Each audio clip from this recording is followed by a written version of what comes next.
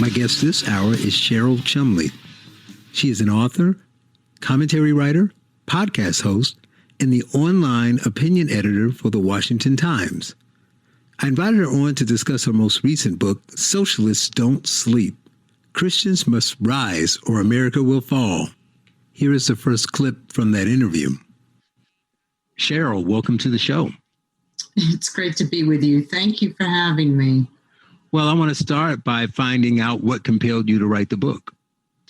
You know, I actually thought of this book about 20 years ago when a Republican was in the White House, George Bush, and he crafted this piece of legislation at the time with the cooperation of Democrats, and it was called the American Dream Down Payment Act. And you probably don't remember it, but what it was is it took tax dollars and it gave them to minorities to encourage them to buy homes. And I remember thinking at the time, how is that not socialist?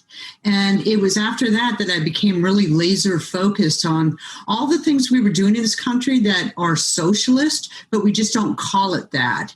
And I found that it's really, in my research, it's really Republicans almost as much as Democrats. They're just, they have different avenues, but there's so much socialism in this country. And I think we just need to call it what it is early on so we can stop it before it gets to the stage of electing Alexandria Ocasio-Cortez's. Right. And you mentioned both sides and you talk about Republicans. You have a chapter in your book giving Republicans a free pass, and you call out corporate bailouts and things of that nature, and talked about Jared Kushner had wanted to create a surveillance team supposedly to help the doctors get a better understanding of what's going on by putting more information in the database. And this is not just a one-sided thing. So you definitely write about that as opposed to just saying it, because of course most people will look at this because socialism is in the title and think it's just an attack on the left. But the subtitle of the book is about Christians. So I want to know why you are speaking specifically to Christians. Well, I have a whole chapter explaining that, the rationale behind that. But basically, just to give a quick overview, this nation was founded on Judeo-Christian principles. And the basic exceptionalism of America is that here in this country, our individual rights come from God, not government. And that's not just a blessing for the individual, but it also carries a responsibility for the believer to keep God at the helm and not allow government to encroach where government doesn't belong. And Christians have fallen on this in recent times. And this is why we are at where we're at in America now, with government encroaching in all avenues where it doesn't belong. And because the Christian community has been so silent, and because our country was founded in large part on those principles, it's the Christian community that can offer the long-term solution for America and for our liberties. And obviously that's true. And if you believe Christians, regardless of whether you're a Christian or not, most honest people will be able to look and say that a lot of this noise we hear in the culture is hostile towards Christians. It's clear. I have honest liberals who say that all the time. So I say that because if that is the case, why do you think it's so hard for Christians to understand this, and why do they just go along with it? They don't want to be mocked. I mean, Christians are human too, and everybody wants to feel accepted. Everybody wants to, have success in life. And I think Christians have been a little bit too secular. They've been more concerned about their 401ks and being wrapped up in this capitalistic society we have, which is great. I am 100% pro-capitalist, but you can't be capitalist at the expense of being a Christian also. And you have to realize that God didn't put you here on this earth to get that big house, right? Mm-hmm. That's great if you're blessed with that, but you have to do your good Christian duty first. And I think too many Christians have just come along this ride with America growing economically and prospering, and we've forgotten the things that made us great in the first place, which was God blessing us at our founding. And churches, I have also found, and I go through this research in my book, churches have become too watered down, either afraid to preach things like sin and repentance, which is part of biblical belief, but also preaching things in the place like social gospel, where it says that Jesus would love socialism because that's what the Bible teaches. So it's kind of this double whammy going on that's really watered down the Christian community. You open your book with the importance of freedom and some powerful quotes. You got Patrick Henry in there. You talk about the founding, some really important stuff. But is it the problem that too many of the people in our country today don't understand freedom? Yes, absolutely. And, you have to have a little bit of compassion with that, because, of course, if you're born into freedom and it's as natural as waking up in the morning, it's hard to recognize the blessing that really is.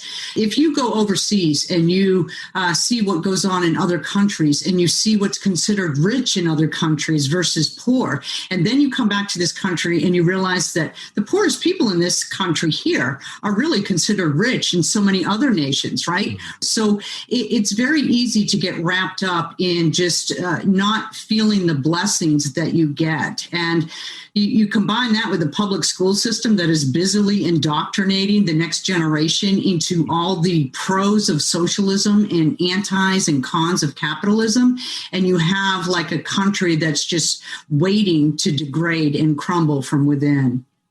Well, since you brought up education, if you ever listen to my show or read the writings, the two topics I talk about more than anything else, and I can tie in, and you could be talking about some policy some guy in North Dakota is trying to implement, and I bring it back to the culture and education. There you because go. They're so important. And I always rail against Republicans because I think they abdicated the responsibility and left the schools to just fester and turn their back on them. And this is how we got where we are. But you talk about them being indoctrinated, and people overlook the fact that these kids grow up. You go back a generation or two and you thought it was no big deal. But today's 30-something woke exec or attorney who's fighting this push for what you call socialism learned that stuff in school and in college, and no one said anything about it. And so education is key. You talk about some of the problems and what's happening in education. And one thing that did surprise me is I'm in New York now, but I came here from Chicago. And it was funny that you didn't mention, you talked about strikes, and LA was a big one when they had the thing. You mentioned West Virginia. But come on, how do you leave out, we're the Kings? How do you leave out Chicago? I think they just averted their fifth strike in 10 years Monday. I mean, all they do in Chicago is strike. They strike more than they teach.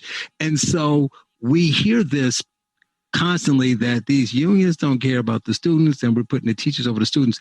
And it's not that that's not true, but I don't hang this on the teachers. The union's job, just like any other union, right? The police union, is to protect the members of their union. I don't get upset with them. I mean, I don't like what they do, but we spend so much energy in trying to make the unions look bad. We don't say anything about the parents, about the people in the school boards, about us, who really, we control the schools. What are we doing to stop what we don't want and to start or to go back to what should be happening in education? Yeah, it does all come back to the individual. And you can make that argument for the political world as well, because we are a country of by and for the people form of governance. And we get in leadership what we deserve, really. If we see the stage, whether we're talking politics or education, to the secular, to the left, to the socialist, then we're going to get a socialist leftist system. And, the education system has been a real problem in America for a very long time, because it's not just by happenstance that the education system has moved left. The Democratic Socialists of America have actively recruited people to go into teaching, into the public school systems, to teach the next generation about the evils of the founding fathers and the inherent racism of America's founders in our founding documents. And this is what the public education has been busily teaching our youth. And you're right, these youth come out of school and they don't just magically turn back into pro-America. They've been trained for years to think of America as either on par with every other nation in the world or subpar to other nations of the world. And that's the mindset they bring to business, to politics, to becoming teachers themselves, and then teaching the next generation even farther left in the way to go. Yeah, let's not forget that they also teach them that we are evil or greedy or both. Right. More with Cheryl Chumley, commentary writer, podcast host, and author of Socialists Don't Sleep. You are listening to The Charles Love Show on AM 560, The Answer.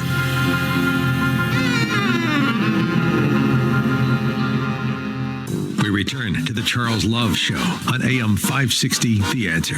Once again, here's Charles Love. Are you tired of summer nights in Maine? Welcome back. We are playing my interview with Cheryl Chumley, author of Socialists Don't Sleep. Here is our next clip. Obviously, COVID is reigning supreme in the country now. You talk about Fauci and Adams, Trump's Surgeon General, and Bill Gates. Not in the government, but, an individual who's pulling strings. And you talk about things that they are doing to try to push the government to take certain actions toward COVID and the COVID response. And I want you to talk about what they're doing and how that goes against the Constitution. Absolutely. Bill Gates, Anthony Fauci, two of my biggest enemy list topics to write about. I write about them not just in my book, but almost weekly at the Washington Times. And the reason why Bill Gates and Anthony Fauci in particular are on my radar is that neither of these guys are elected officials, meaning they're not accountable to the people. You can't remove them. And yet they have been gifted such massive platforms, not just nationwide, but worldwide. And they whisper in the ears of some of the most politically powerful in the world, who then in turn force agendas and policies and regulations on the rest of the people. And so what we're living in right now is Anthony Fauci's creation. He has created this atmosphere of fear in America that says we Americans should be afraid to go outside our home, afraid to go to work, afraid to go to school, afraid to go to church. We need to just stay inside, hunker down, and wait for the stimulus check to come in the mail to feed our families. And we have ceded our individual God-given rights to this guy simply because he has certain degrees, and the left, and especially the media, the left-leaning media, has pushed him up as some sort of expert who knows more than even God. And so this is why we are living in these crazy times of turmoil, because Anthony Fauci has successfully pushed forward the idea that fear is the way to live in this country. And Bill Gates, he has taken that exact same fear and used it to the similar political design on a global scale. He's a guy that because he's a billionaire, he gets the ear of everybody in the world. He practically runs the World Health Organization. He practically pushed the WHO into declaring the coronavirus a pandemic, even when the WHO did not want to declare it a pandemic. And now he's running roughshod over our individual liberties as well.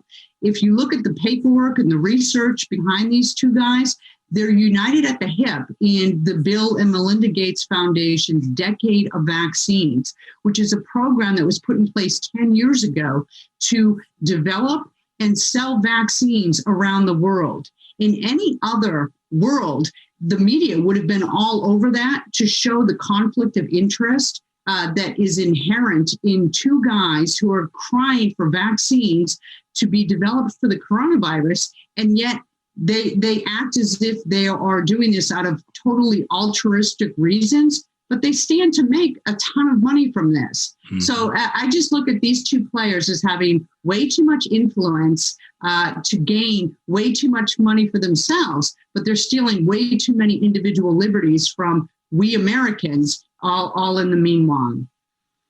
The book, Socialists Don't Sleep, is about socialism. So you make it a point to clearly highlight the difference in the book between big S socialism and little s socialism. Can you explain the difference between the two? Yeah, and thanks for bringing that up, because that's kind of the basic theme of my book. That, a lot of people will look at the title "Socialists Don't Sleep" and they'll think, "Wow, that's like crazy radical, blaming, calling socialists everywhere." But the thing is, it's not just the Alexandria Ocasio-Cortezes and the Bernie Sanders of the country we need to worry about. They're the outcome of a long-running seeds of socialism that have crept into our culture and society. So there's a difference between socialism with a small s, which is the socialist ideas and principles that we just don't call socialist yet, and the big S socialism, where you have the card-carrying politicians in Congress who proudly proclaim their adherence to socialism. So we need to recognize socialism when it's still the small s socialism. So basically you're saying it doesn't matter whether you call yourself a socialist or not. If the policies you're trying to implement makes the government stronger and strips freedom from the people, then you're a socialist. Yeah, and part of the problem of recognizing that is that we let the left play games with the definition. Oh, we're not socialists, we're democratic socialists, or we're not socialists, we're progressivists. And the thing is, if it looks like a duck, quacks like a duck, walks like a duck, it's a duck. And so we need to just use the standard. Is it individual liberty, or is it not? Is it constitutional, or is it not? Is it freedom, or is it not? And let the scholars have their little bickering party over the definitions. Well, earlier I mentioned that you opened the book talking about freedom, and I asked you, did people not understand freedom? But I think, like freedom, for far too many, they're also confused by right. And this is one of the things I think conservatives fail at. It's their explanation. So a conservative will say, healthcare or a living wage is not a right. But that doesn't mean that they're saying that you don't deserve those two things.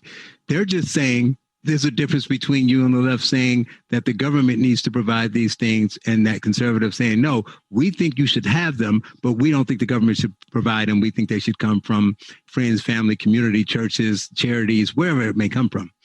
And I agree with that. But don't you think that conservatives get themselves in trouble by the way they communicate it, and they need better messaging to explain it? Because the response is always, you just don't care about a guy making $4 an hour. When in theory, plenty people would probably say, I want that guy to make $20 an hour. I just don't think the president should be able to sign a piece of paper and make every business pay that dollar amount. Right. I mean, you have a very valid point. Conservatives, Republicans, they do a crappy job on messaging. But part of that is really not the conservatives' fault, because Democrats will win all the time on messaging because their message is freebies for all. It's so easy to be a Democrat politician and just say, I want free health care for everybody. I want free child care, free college education for everybody. How do you compete with that? So it's difficult to come up with the message politically to counter that. So what you really have to do, you have to grab people's hearts. You have to inspire them. That's the way to counter that free-for-all message, right? You have to sell the dream of America and have to do it in a way that it captivates even the most downtrodden individual in America. It puts that dream in them and ignites their fire to accomplish by themselves. You have to make government the killer of the dream, so your limited government ideas sell, and it served as viable counters to the Democrats, because the Democrats want to give things away all day long, and it's real easy because they have friends in the media to drop off the dollar and price tag that comes with those free giveaways. In the book, you mentioned populism being like an aphrodisiac. You go on rightly to say that leftists often use emotion rather than facts to make their arguments. But is it populism also a force on the right? Well, that's what they say drove Donald Trump into power, right? But I would say that Donald Trump and, populism, when it's used by the conservatives, when it's used by the Republicans, has more of a fact-based aspect to it than the left, than the Democrats. Because the Democrats and the left, they never have to bring to fruition their final conclusions about their policies and agendas. They only have to float some silly idea. They only have to float the free giveaways. Nobody is ever going to hold them accountable to tell what the price tag is on that. But the Republicans, when they talk in more populist terms, they base it on actual policies like tightening the border. And the reason they want to tighten the border is to accomplish X, Y, and Z. They want to keep the workforce in America, high-paying jobs. They want to protect American citizens from those who may cross borders illegally and with nefarious intents. So when Donald Trump made a populist argument, he kind of backed it with some facts that had gone missing from the political arena for far too long. Coming up, I continue my conversation with Cheryl Chumley, commentary writer, podcast host, Washington Times online opinion editor, and author of Socialists Don't Sleep. You are listening to The Charles Love Show on AM 560, The Answer.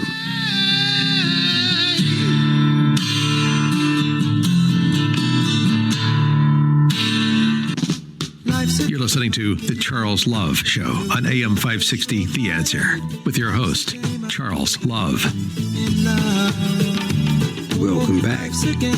We are continuing our conversation with Cheryl Chumley, author of Socialists Don't Sleep. And in this segment, we talk about socialists in the church.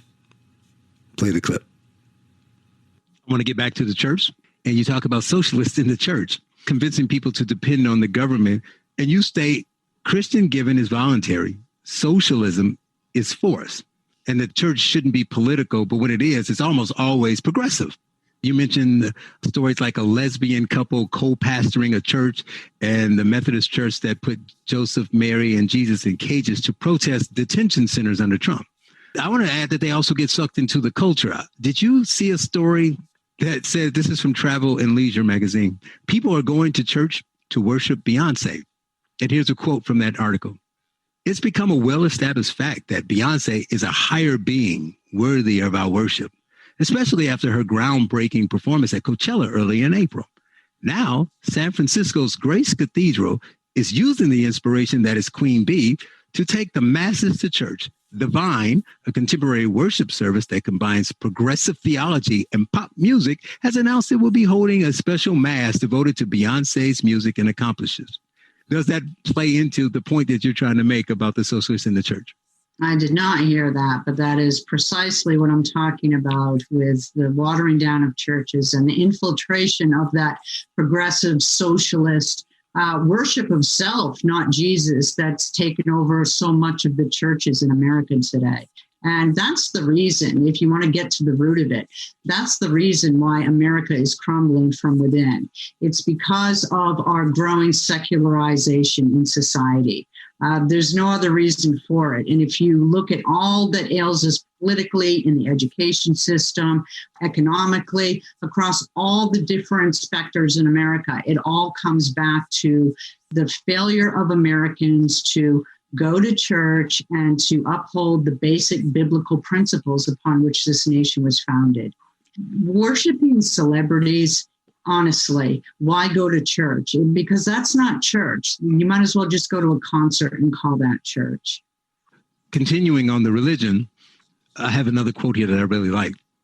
You say that their views on Jesus are wrong. And you write, their teaching love means tolerance for everything, even sin. They're pushing a God that automatically forgives, no confession needed. They're selling a religion that ignores repentance because, after all, there's nothing to repent. Their God of love forgives all. That's a really important and strong point. Thank you. And that's such a danger, right? What's happening in the churches. And look, how is that rooted in the second commandment to love your neighbor as yourself, right? You love God and love your neighbor. If you're teaching your neighbor that God is love and that's it, you're not teaching the truth, and you're setting them on a path where they're fallen away. They're the fallen, and their souls are in danger, to put it bluntly. But the church needs to stand tall on the truth, and that includes even uncomfortable truths that citizens need to hear. They may not want to hear them, but they need to hear them. And if you're teaching that Jesus is all about love, but you can do whatever you want and he'll love you, you're doing wrong by your neighbor, you're doing wrong by God, and you're really teaching false doctrine. I want to briefly say to those who may be agnostic or atheist or whatever, it doesn't matter what your religious beliefs are. You're saying that they're worshiping a God who forgives all. Well, how is that different? Even if you're an atheist, you don't believe in God, but you're still saying, I mean, those people would still, if they're logical, would still say, well, you don't get to say that everything is okay. You don't get to condone bad behavior. You don't get to say you murdered somebody, but I looked at your background and, you were poor growing up, so it's okay. This push is saying, well, there is no absolute morality. It's whatever we feel is moral at the time. And I don't think, regardless of your religious belief, you would be okay with that. Now they want to say each individual person gets to dictate what right and wrong is. Absolutely right. And, I was an atheist for the longest time. As a matter of fact, for the majority of my life still, I was an atheist and agnostic and secularist. It wasn't until my mid-30s that, I found Christ and I was Christian. So I understand completely the atheist life. I understand the draw. I understand the pride that goes along with it. I understand the reluctance to recognize a creator. And I understand the disbelief in, how can something so stupid be believed by so many people? I understand all those viewpoints, but here's the thing I understand as well. As an atheist, you gain freedoms and liberties when you have a country that is united in the belief that individual rights come from a higher creator, from God. You gain if a country is run by that political system. Because, as you said, if everybody has their own viewpoint about what good is versus evil, that is so vastly differently defined by so many different people, you would have utter chaos. So if you can congregate around the basic principle that individual rights come from a higher power, a creator, then it levels the playing field for everybody. You gain with liberties in that. Coming up, I continue my conversation with Cheryl Chumley, author of Socialists Don't Sleep. You are listening to The Charles Love Show on AM 560, The Answer.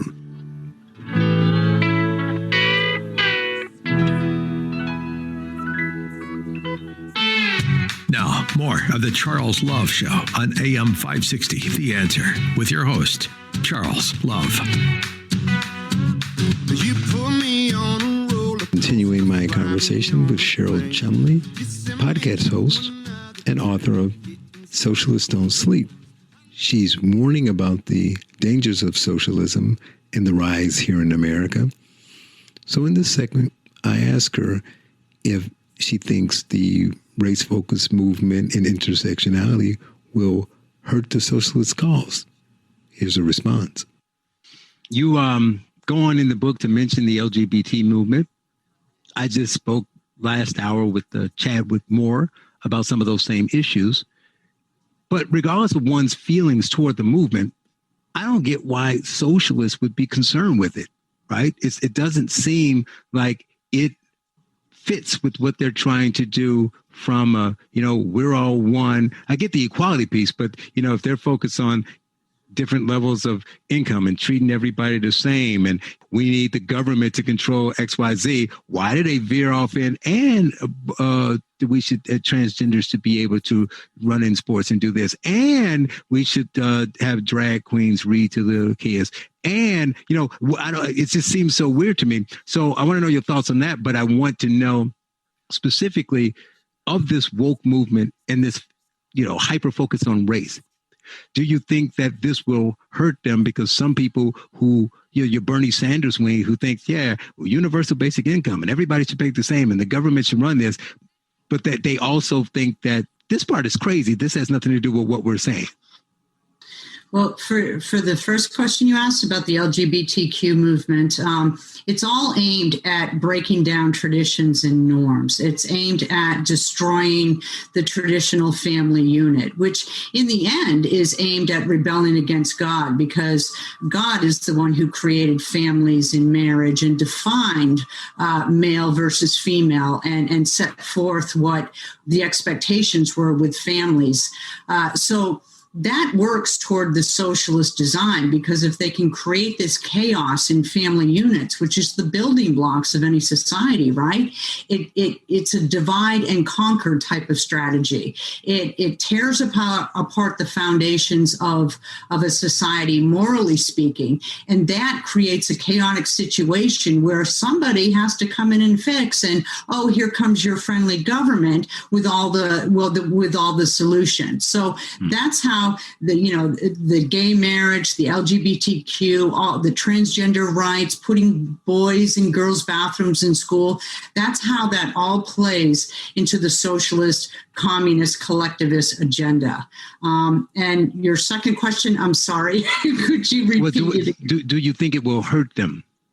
Do I think by turning off some people who like the sound of socialism but don't like this intersectionality of all these additional things? I honestly don't know in the end if it will hurt them. I think the message of tolerance that they can sell by, with their friends in the media, that they can sell it to all these younger people that, look, we welcome everybody in. It doesn't matter who you are. And everybody is embraced. Everybody is tolerated. I think that actually works toward them, especially the mindsets of the younger people now in America. There are some traditional-minded older people that it would probably turn them off, but I think the growing secularization of America and the youth who are coming forward, that actually is something that entices them. Yeah, I can see that. In the book, you talk about globalists. What do the globalists want, and how is it aligned with socialists? The globalists, it's more how is socialists aligned with bringing in this globalist movement, right? Mm-hmm. Because the socialism that's creeping into America is all working toward the great globalist agenda.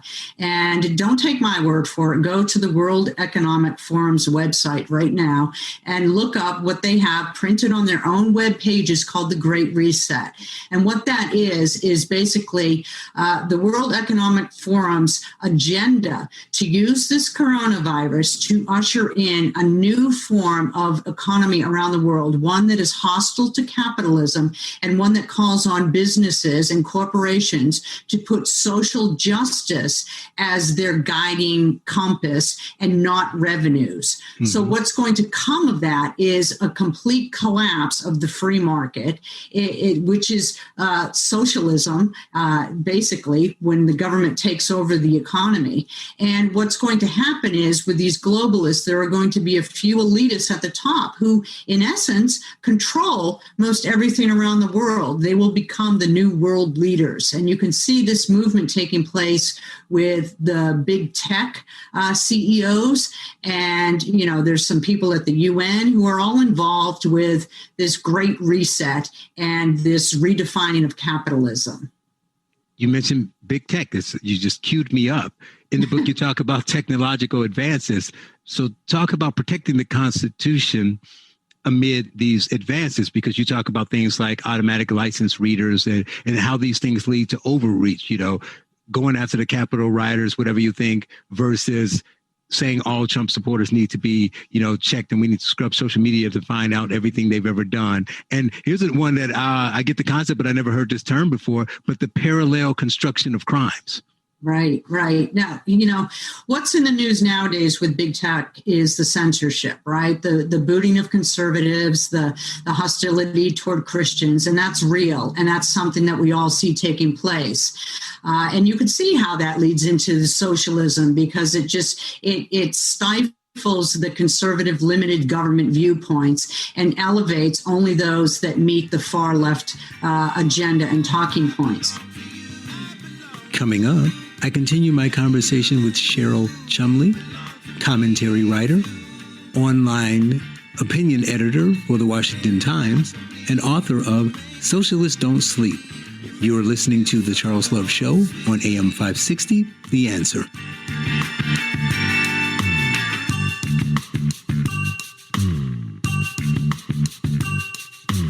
The Charles Love Show continues on AM 560, The Answer.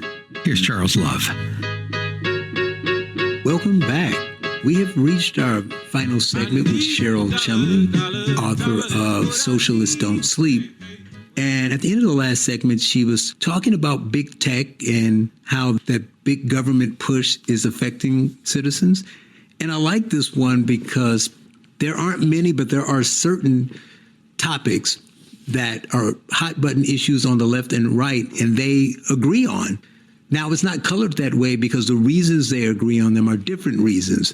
So as she talks about growing police state, the left thinks that minorities are being singled out and treated unfairly, so they're against it. And the right thinks it tramples on their civil liberties, and they're against it. So this is a unique one, and it's an interesting one to pay attention to.